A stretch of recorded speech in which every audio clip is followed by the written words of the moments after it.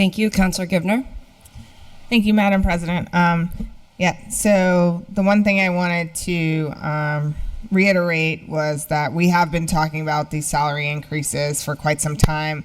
I think we started talking about these in March of this year.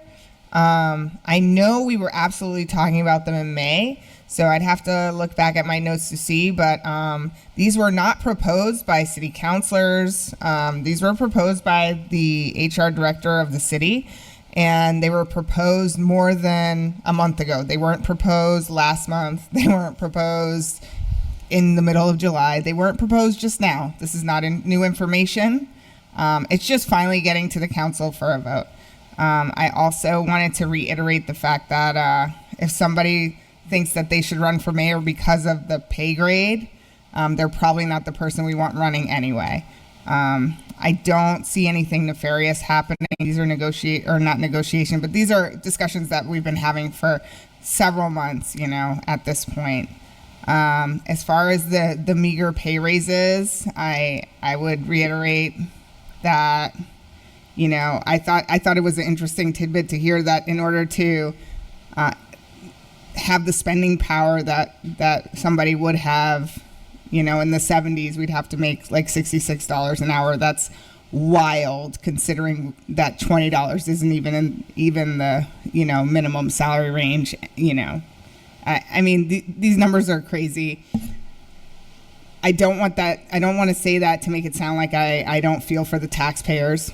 I'm a taxpayer. I'm a homeowner. I'm feeling the crunch. I'm feeling the pinch. But I don't think that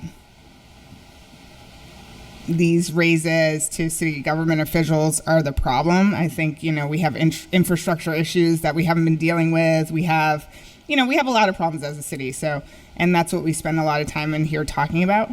I would also like to add that when we look around this room, the people who do run for office they have some privilege, right? Like, you have to be able to afford to sit here. You have to be able to support yourself somehow. And if that, extra $2,000 or extra $4,000 helps somebody to, be able to afford to work a couple less hours at one job and spend more time on the city, I think that's really great.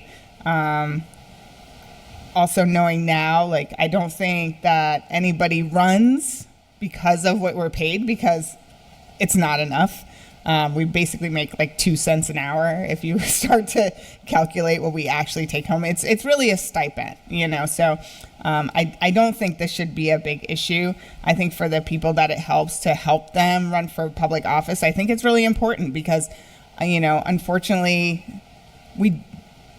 most cities don't have enough of the people who live there and work there and, really spend all their time in the communities having the opportunity to run. So if this helps more people run, I think it's a really great thing.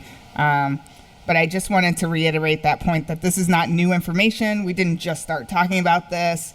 This came out of HR, I want to say at least 6 months ago. I could be wrong, but it definitely came out before people pulled papers. So anyone who would have pulled papers would have known that there would have possibly been an increase on the table for city councilors or the mayor. So if you didn't run for mayor because you didn't like the number at the time, well, maybe you should pay more attention to city council meetings. And if you ran only because of that, I don't think you're the person for the job anyway. So I just wanted to reiterate that I don't think there's anything nefarious going on. We're just talking about money in the city like we always are. These are not new discussions. Thank you.